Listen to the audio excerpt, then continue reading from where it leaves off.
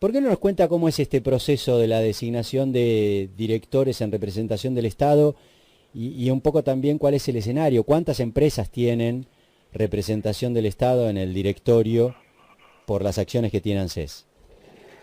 Mire, como bien usted dice, son las acciones que heredó el Estado cuando estatiza el Fondo de Garantía de Sustentabilidad, que en realidad eran los fondos que administraban las AFJP. Entonces, por esas acciones corresponde una representación minoritaria en cabeza del Poder Ejecutivo, que es unipersonal, o sea, en cabeza del presidente.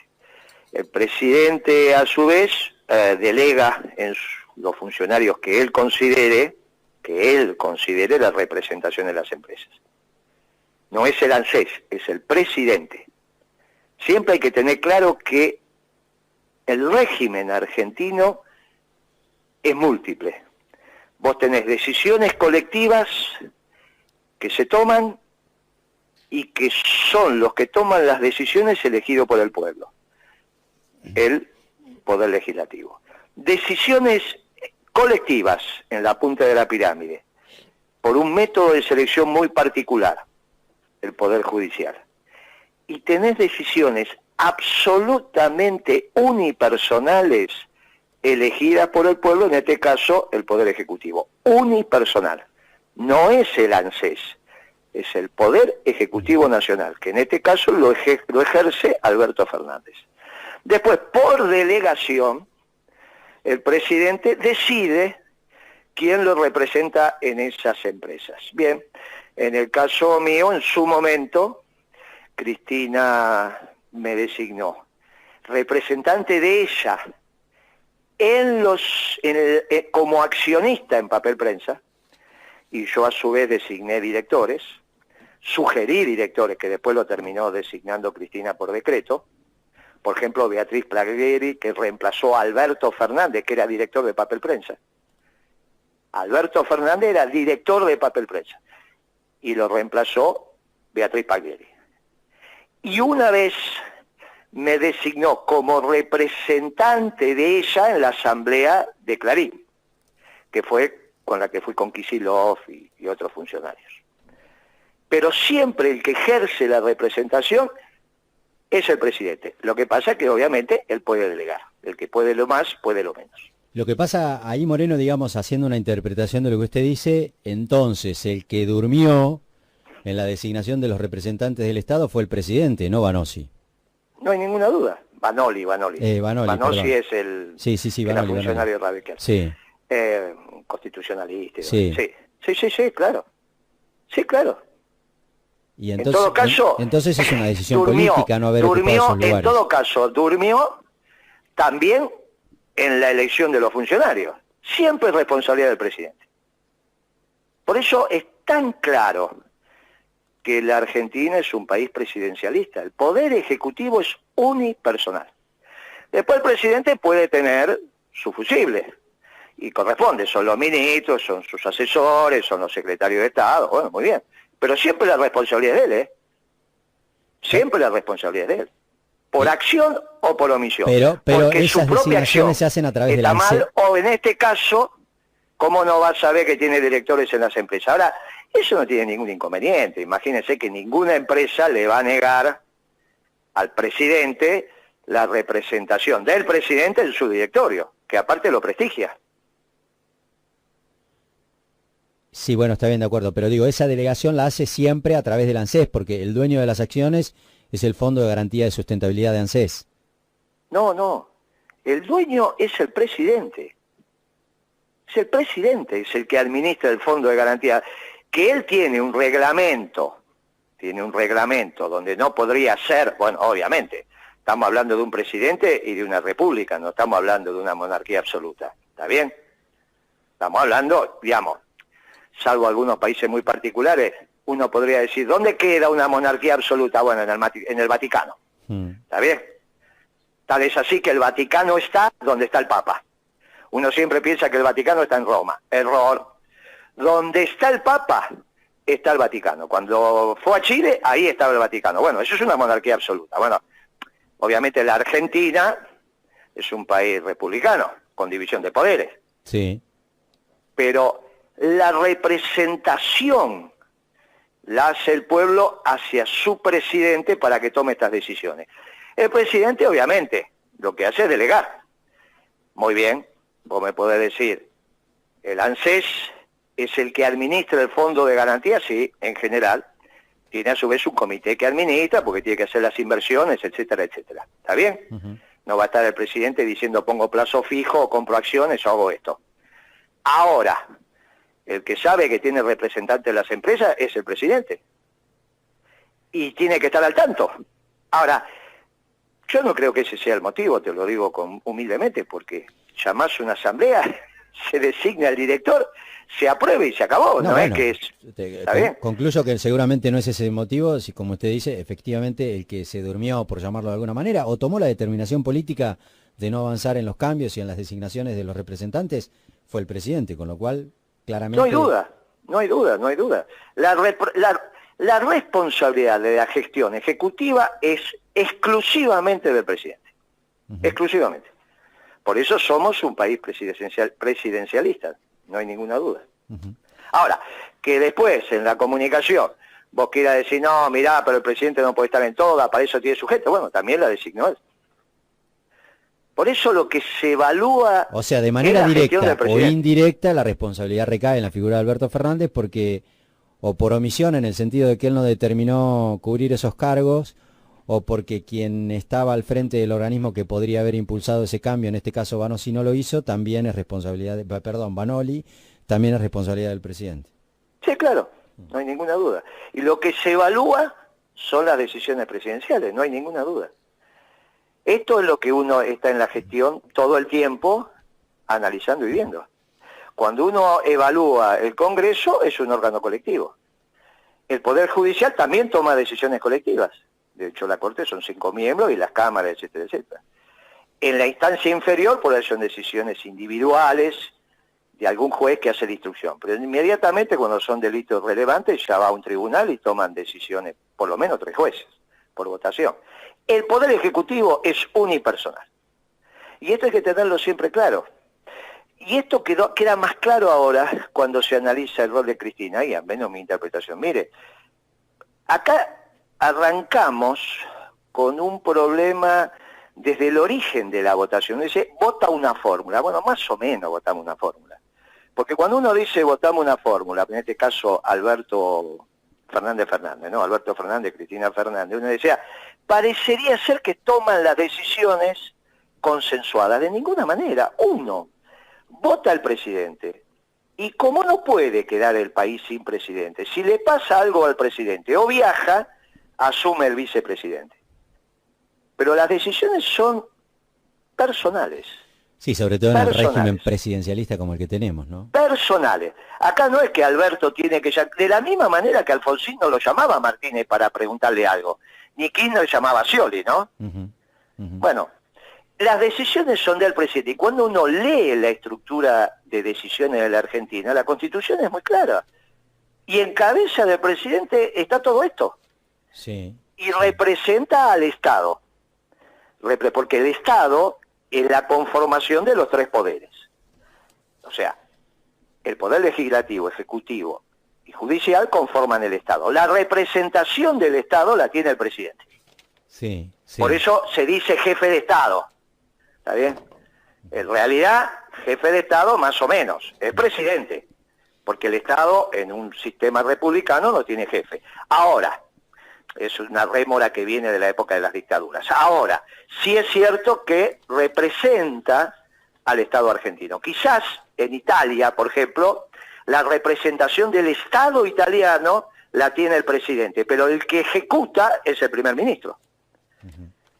¿Está bien? Sí. En Inglaterra, la diferencia entre la reina y el primer ministro. Bueno, en Argentina es un régimen presidencialista, igual que en Estados Unidos, igual que en Rusia. Pero con ese criterio, cualquier administración del Estado en realidad recae en términos de la responsabilidad, ya ni siquiera política, directa del presidente. Una macana que se mande... Del Estado no, del Poder Ejecutivo, es lo que acabo de aclarar. Ok. El Estado son el Poder Legislativo y el Judicial también. Sí, es verdad.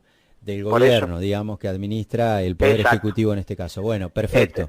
Pero claro, con el mismo criterio, por ejemplo, a ver, para meternos en otro tema que generó polémica en el último tiempo y que involucra a la figura de algún ministro, Arroyo, esa polémica que hubo acerca de la contratación o de la compra de algunos productos de primera necesidad y demás. También es responsabilidad del presidente. ¿Para qué tiene ministros el presidente? Y no hay duda que es responsabilidad del presidente. Porque es lo que vos dijiste, por acción o omisión. Si elige mal, y bueno, elegiste mal, ¿qué querés que haga? Sí. Por eso la Constitución hablaba de 8, 9, 10 ministerios.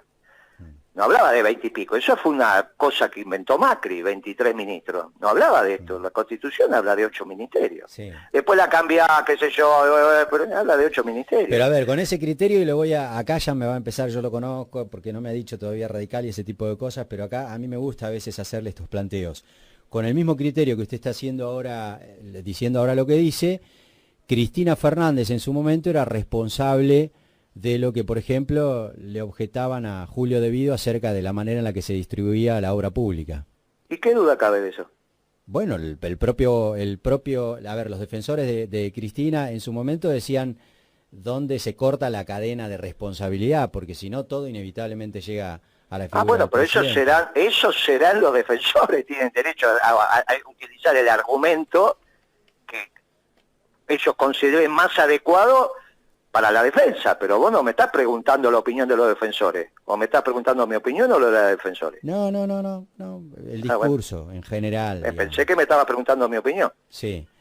No hay ninguna duda, acá te lo vuelvo a ratificar. Bueno, lo meto en una discusión un poco más caliente. ¿Qué opina acerca de este debate que se ha generado frente a la posibilidad de que se liberen presos de tales características y demás, y eventualmente de la responsabilidad política que le cabe al gobierno de turno en las decisiones que en ese sentido tome la justicia? Mire, es exactamente lo mismo que venimos hablando. En un Estado republicano con división de poderes, cada poder tiene su competencia. En este caso es un tema del Poder Judicial. No hay ninguna duda al respecto. No hay ninguna posibilidad, salvo que el presidente ejerza la facultad que tiene de amnistía, indulto, etcétera, etcétera, de que no lo resuelva el Poder Judicial. No hay ninguna posibilidad. Es competencia casi exclusiva, salvo en esas atribuciones del presidente del Poder Judicial. Sí. Bueno, salvo las recurrentes modificaciones a los códigos de procedimiento, ¿no? Que ahí es una manera directa de parte de la política de interferir, guiando las resoluciones que eventualmente deba tomar la justicia por las leyes vigentes. Es que la construcción de la patria como tal, republicana y federal, fue no armado de la política. Porque ¿quién armó la Argentina como la conocemos si no fue la política? ¿Algún emperador, algún obispo, algún general? La política. Está bien, de acuerdo, pero estamos hablando en términos de entonces la política, que fue el que lo hizo, lo puede modificar. ¿Cuál es el problema? Sí. Porque me pareció en tu pregunta que había un juicio de valor. La política construyó el país, así como está. Entonces el que lo puede hacer lo puede modificar. No, al contrario, digamos, no hay un juicio de valor. Pareció, viste que le pusiste viste que la política. Le preguntaba qué le parece. No, al contrario, si mi discurso siempre fue, es más, hemos hablado siempre con sectores representantes de la justicia, hablamos con Violini, hablamos ayer con el procurador, hoy hablamos con el fiscal frente a casación pero vos penal. Dijiste, no te escuchaste, quizás la frase no fue lo mejor, dijiste, es la manera que tiene la política de inmiscuirse en las decisiones judiciales. No, es que también tiene algún nivel de responsabilidad, no de inmiscuirse, pero algún nivel de responsabilidad en términos de la ley, porque en todo caso en la justicia se aplica lo que en la legislación se establece, digamos. Claro, por eso, y está bien, así tiene que ser. No hay ninguna alternativa, así tiene que ser. Porque la estructura de la Argentina la conformó la política. Con sus tres poderes, la manera de elección, todo lo que venimos hablando es producto de la política argentina. No hay ningún emperador, vuelvo a decir, ningún emperador, ningún rey, ningún general, nadie. Fue la política. Por eso se hizo como se hizo. Y costó tanto. Si vos estudiás la historia argentina del siglo XIX, casi que vamos de batalla en batalla. Y muchas de ellas intestinas, ¿está bien? O sea, la construcción de la Argentina fue una construcción extremadamente compleja. extremadamente compleja.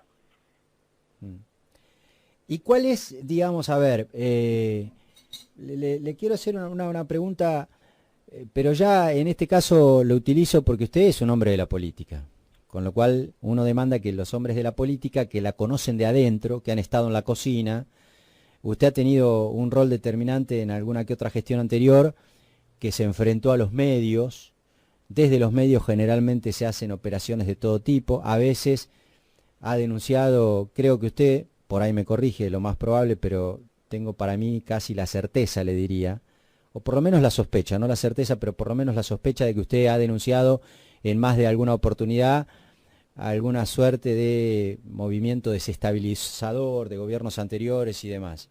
¿Usted cree que en esta movida, en esta polémica, en esta discusión, en esta forma en la que se presenta el tema acerca de la libertad de los presos, que no es libertad porque es arresto domiciliario, asociándola casi como si fuera una determinación del Poder Ejecutivo, ¿hay un intento de un sector de la prensa y de la sociedad de desestabilizar al gobierno?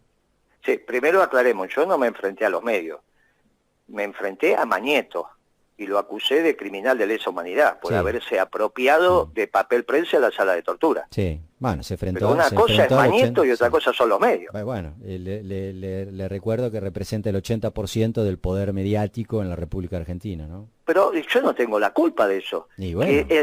Que el medio de él lo defienda tiene su lógica, pero yo no me peleé con el medio, me peleé con él, persona física. No, en usted todo le caso, puso el cartelito de Clarín ¿Cómo? Miente, que por eso tuvo que ir a la justicia, así que también se peleó. ¿Cómo? Usted anduvo con ese merchandising de Clarín Miente, claro, por lo que tuvo que ir a la justicia. Pero porque lo salió a defender hubiese a Mañeto. puesto Mañeto Miente, no Clarín Miente.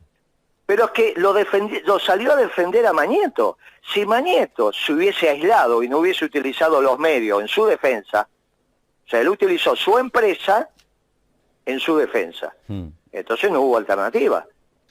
Pero mi problema es con Mañeto, no con Clarín, ¿eh?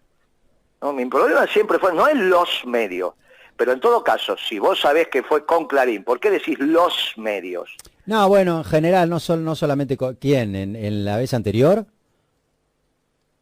No te entiendo, ¿qué? Usted me dice, ¿por qué digo los medios? Claro, cuando dijiste Moreno enfrentó con los medios, bueno, porque te gusta, porque te querés defender a Clarín también. No, convengamos que ustedes tampoco se llevaron muy bien, que digamos, con los grandes medios, porque a La Nación también, a ver, usted... No, por eso no, con La Nación no tuve ningún inconveniente. Yo me encontraba con La Nación como accionista en papel prensa. Por eso digo. Ningún inconveniente. Ningún inconveniente. No se encontraba, se peleaba con La Nación. No se encontraba, no, de ninguna manera, no todo el tiempo. Cuando teníamos discusiones de accionistas, teníamos discusiones de accionistas. No, como pasa en cualquier sociedad. Pero eso no significa que me peleé con el medio.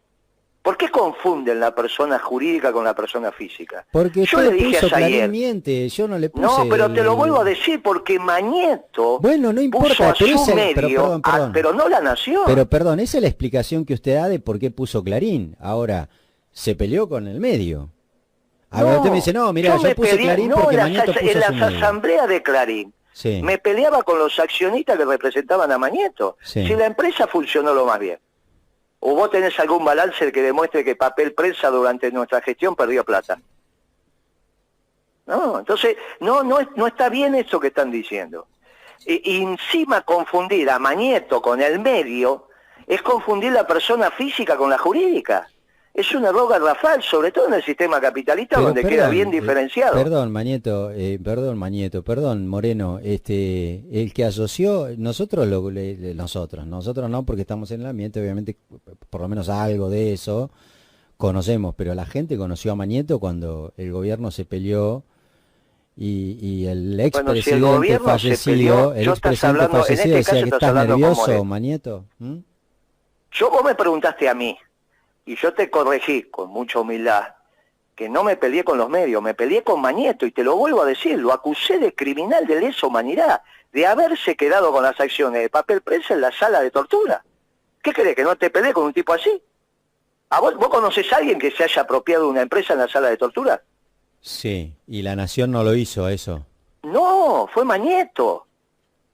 Fue Mañeto. Ah, mire, y la Nación, la Nación la llamaron y le dijeron, Mañeto la llamó y le dijo, che, yo me apropié de esto y te doy una parte a vos. No, le estoy preguntando cómo fue, así fue. Claro. Exactamente así fue. Exactamente como lo estás diciendo, fue. La operación es de Mañeto con Martínez de Oz, en el año 76. Más, ¿sabés quién es el que valida esa asamblea donde finalmente se quedan con las acciones? Desde el lado del Estado, era Abad. Abad fue el que dio control de legalidad a esa asamblea en el año 76. Ahí empieza el joven Abad su carrera, que terminó con Macri siempre recaudando impuestos. Y siempre Clarín diciendo que era un fenómeno recaudando impuestos. Menos de 30 años tenía en esa asamblea Abad. Y fue como representante del Estado a dar el control de legalidad en esa asamblea diciendo acá estuvo todo bien. ¿Por qué tuvo que estar el Estado en esa asamblea de una empresa privada? Porque ya tenía acciones.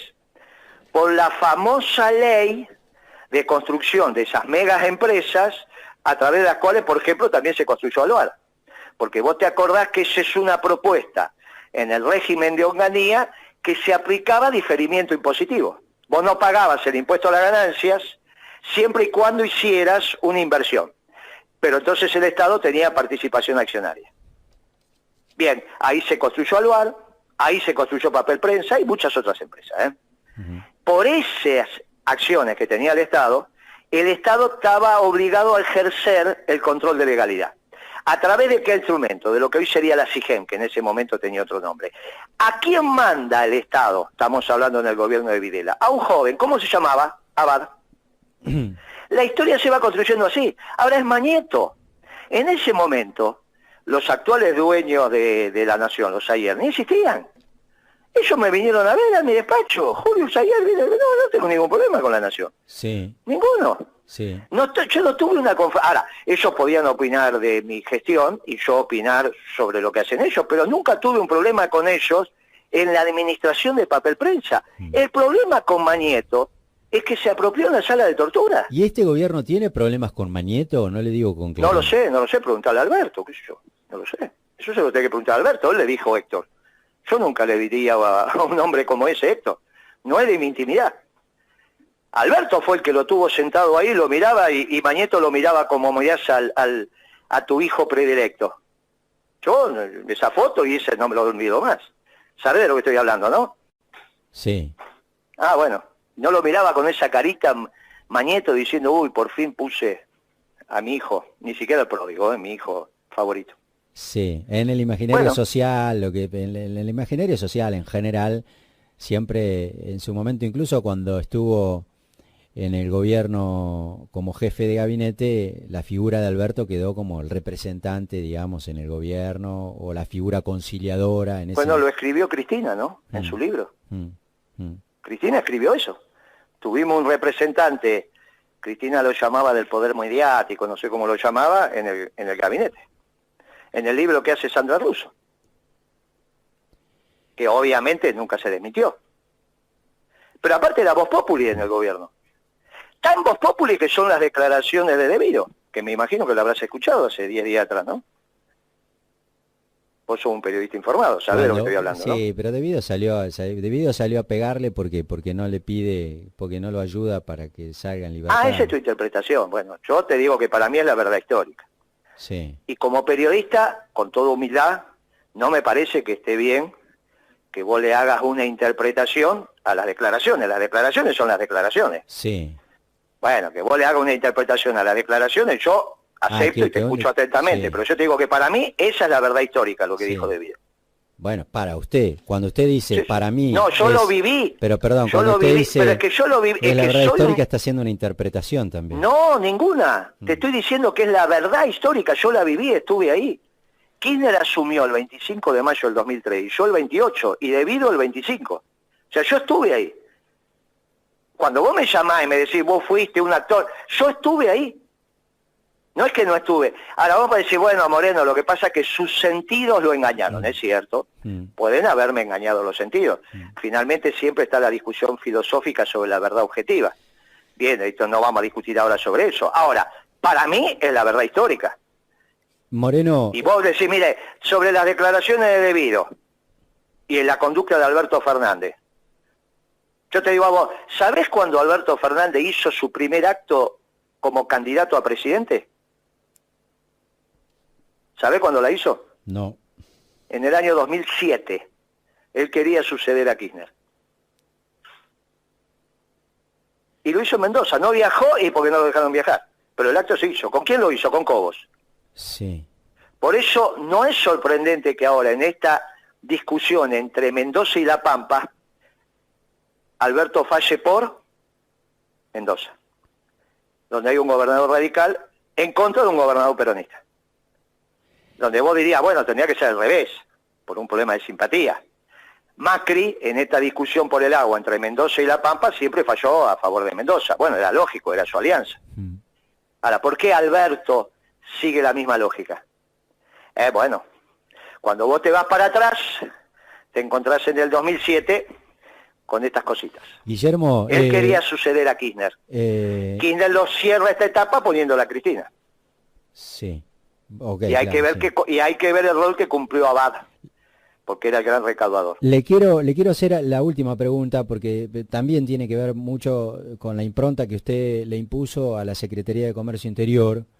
Yo, más allá de que usted a veces parece más tentado en pelearme, que entre otras cosas cada vez que hablamos le reconozco que hay lugares del Estado donde hay que poner figuras fuertes, porque no pelea con perejiles, más bien todo lo contrario, pelea con poderes que tienen una fortaleza que a veces hacen trastabillar la institucionalidad, con lo cual tiene que haber... El otro día hablábamos, ¿con quién hablábamos, Jorge? ¿Con alguien de los huevos? Era el presidente de la Cámara... Avícola, una cosa por el estilo, porque queríamos saber por qué los huevos iban a la miércoles y habló maravillas de Moreno. Los grandes supermercados son los que manejan todo y dijo, el único que le puso el cascabel a la cosa fue Moreno. Dijo. Ok, exactamente, digamos, ahí, medio como atendiendo ese perfil que usted tiene por lo que hizo durante su paso por la Secretaría de Comercio Interior.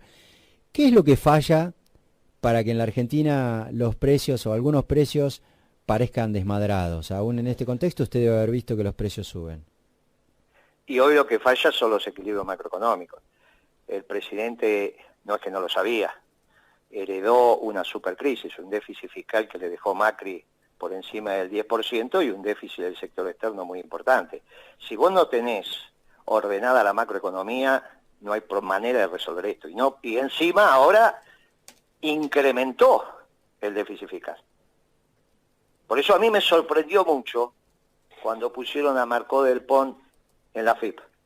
Porque Marcó del Pont es una cultora del déficit fiscal.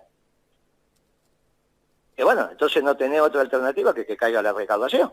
Ahora, ¿esto es un demérito de Marcó del Pont? No, es una visión que ella tiene de la economía. Ella discutía conmigo que había que acelerar el déficit fiscal, que había que incrementarlo. Yo la conocí a Marcó del Pont en el año 2003, me la trajo Cornelia a una reunión, y me explicaba que nosotros estábamos no acelerando el crecimiento de la Argentina porque éramos cultores del superávit fiscal. Y yo le explicaba, mirá, tenemos un serio problema porque es el único ancla dominal que tenemos, es el superávit fiscal. No, pero ustedes entonces la Argentina podría crecer mucho más. Bueno, siempre es una cultura, lo ha escrito hasta el cansancio, es una cultura, Marcó del Pont, del déficit fiscal. Vos la ponés a recaudar y bueno, te pasa lo que te está pasando. Ahora incrementaste el déficit fiscal. A mí me encanta, a mí me encanta escucharlo, Moreno, porque obviamente para eso lo llamamos. Usted es un hombre que conoce a todos, obviamente, ha estado allí en la cocina discutiendo este tipo de temas que nosotros tratamos de entender, obviamente, no lo conocemos, para eso lo llamamos.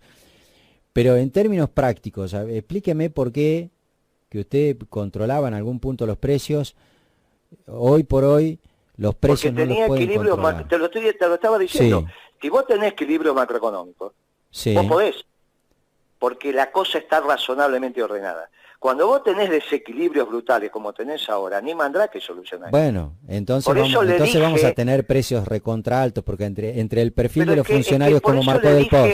Claro. ¿Y qué querés que te diga? Yo te digo a vos, mirá, lo que vos tenés que hacer es planificar la oferta en este momento. Se lo recomendé al gobierno hace 45 días. Hace un mes atrás fui a Crónica y le dije, mire, está circulando un video por ahí, creo que fue el 4 de abril. Le dije, mire, ahora estamos discutiendo sobre la fragilidad del sistema capitalista, que siempre es frágil, pero si se mantiene ordenado la cosa funciona. Dentro de 20 días, 25 días vamos a estar discutiendo desabastecimiento. Y hoy estamos discutiendo desabastecimiento. Porque Cuando el sistema capitalista se desordena, es muy complicado. Entonces dije, miren, planifiquen la oferta. ¿Desabastecimiento no de qué producto, Moreno? Y cuando vos vas al interior, de casi todos. Pero escúchame, si está trabajando uno cada 10, si vos en este momento tenés 4,5 millones de personas trabajando para alimentar a 45, cuando te digo alimentar es todo, no, sí, no claro, es solo comida. Claro. Bueno, para satisfacer la necesidad de 45 millones es imposible. No puede uno trabajar para alimentar a 10. Y ahí, va a aplicar la regla de mercado. Si va a haber desabastecimiento, lo poco que hay va a estar caro. Y bueno, no hay alternativa. Vos tenés que planificar la oferta. Vos tenés que orientar los recursos de la patria hacia lo que hoy necesitás. En un momento de guerra, hacia el aparato bélico. En este momento, lo que necesita tu pueblo. Que encima lo tenés. No podés dejar todo el mundo trabajando porque la cuarentena es necesaria. Ahora, ¿cuántos tienen que trabajar para que la normalidad más o menos... y por lo menos el doble de lo que están trabajando? Entonces, ¿cómo lo haces? Ponés el doble de lo que están hoy trabajando a trabajar y a su vez orientar los recursos, no para portaaviones, bombardeos, fusiles, sino para lo que necesita la población mayoritariamente: alimentos, medicamentos, energía, logística. O sea, usted recomienda, digamos, de que se ponga el doble, que flexibilice algunas actividades de la economía en el marco de esta cuarentena. No hay duda, yo lo escribí. Por lo menos tienen que trabajar 9 millones de personas. Por lo menos.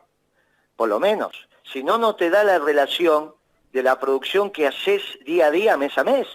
No podés, es sentido común. ¿A vos te parece que 45 pueden resolver sus necesidades? Sí, pero lo que dice trabajando al 10%. Está bien, de acuerdo, pero lo que dice el presidente es, ¿sabés qué pasa? ¿Sabés cuál es el problema? Que de la salud se vuelve, porque vos, perdón, bueno, de la economía yo ya lo escuché. De la economía se vuelve. Del presidente, sí, qué sé yo, eso es lo que dice el presidente. Sí. Qué sé yo, eso es lo que dice él. Ok.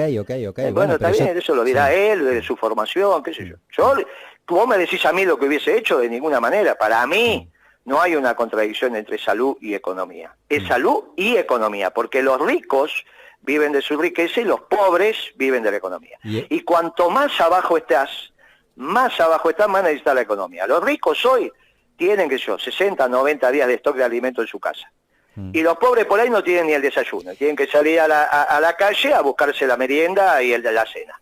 Entonces, cuando vos cerrás la economía de estas características, lo que haces es que los pobres no tienen manera de buscarse la diaria. Entonces sacás el ejército a darle de comer. Ah, qué divertido, mirá vos. Ahora sí le prometo que es la última, porque además no tenemos más tiempo, más allá de que obviamente no quiero abusar del suyo, que gentilmente nos regala cada tanto. Guillermo Moreno, sobre este impuesto extraordinario, ¿qué posición tiene a las grandes fortunas? No, sí es un tema de emergencia. Bueno, la emergencia siempre tapa cualquier cosa, pero la buena técnica impositiva dice que los impuestos van sobre el flujo y en todo caso las expropiaciones van sobre el stock. Y para las expropiaciones hay una serie de mecanismos que la Constitución permite. Los impuestos siempre se cobran sobre flujo, nunca sobre patrimonio. Ya tenemos algún impuesto sobre patrimonio y tiene sus dificultades. Siempre los impuestos, que es un flujo, se cobran sobre el flujo, o sea, sobre el ingreso que genera esa riqueza. Cuando vos cruzás y aplicás un instrumento que es flujo sobre el stock, te vienen problemas técnicos. Ahora, si es una sola vez, demás, bueno, qué sé yo. La verdad que todo lo que es por una sola vez, ¿viste? Las discusiones quedan tamizadas por la única vez. Ahora, la buena técnica impositiva es la que te acabo de decir. Moreno, como siempre es un placer escucharlo, ¿eh? Le agradezco la gentileza que ha tenido en este caso de no confrontar alegando cuestiones partidarias que naturalmente usted interpreta que a su hoy te manera. portaste bien, hoy te portaste bien. Hoy te portaste bien y no te llevaste para ahí. Aparte ya estás de capa caída. Estás de capa caída porque tu ídolo, mirá cómo terminó al final. Pero bueno, no importa. Igual nos vamos haciendo amigos a medida que vamos hablando. A medida que vamos hablando nos vamos haciendo amigos. Perdón, ¿quién es mi ídolo? Yo ya le reconocí que en todo caso, si tengo a alguien a quien miro con simpatía de la dirigencia política en el lugar en el que usted me para, es a Raúl Ricardo Alfonsín. No sé quién es mi ídolo. Sí, por eso. Estamos hablando... por eso yo te dije que fuiste radical. En la primera conversación me di cuenta que había sido radical. Sí. Yo te dije, lo que pasa que después seguimos y vos lo defendías a Mauricio como loco. Después, ¿te acordás? Hace varios años atrás, lo defendías como loco. Pero bueno, ahora ya está. Guillermo. Ahora a medida que vamos hablando nos vamos haciendo amigos. Finalmente llegó la hora de que tenga más de un amigo radical. Tengo uno o dos, ya llegó la hora. No tengo sobre todo al Gordo de la Salada, que era radical. Sí. Cuando lo metieron preso, el propio gobierno de él lo metió preso, yo dije, sí, ese es mi amigo. Bueno, póngame... Puedo llegar a tener dos amigos radicales, capaz que vos sos el segundo. Invíteme y nos comemos un asado, yo llevo el vino, porque la verdad es que usted es un libro abierto, me gusta mucho hablar con usted, escucharlo. A ver, me veo tentado a pedírselo, pero como alguna vez le pedí, bajo una promesa suya de que iba a traer facturas de que lo haga y nunca lo hizo. La media luna, ¿te acordás que quedamos que algún día voy a hacer un viaje hasta allá y no va? Pero capaz que este año lo hacemos, porque la verdad que es muy clarificadora hablar con vos y te agradezco el llamado. Cuídese, Moreno. Y capaz que sos mi segundo amigo radical, tengo uno con el Gordo Castillo, capaz que termino teniendo un segundo amigo radical y sos vos. Te mando un abrazo y gracias por el llamado. Adiós, Guillermo, que le vaya bien. Guillermo Moreno.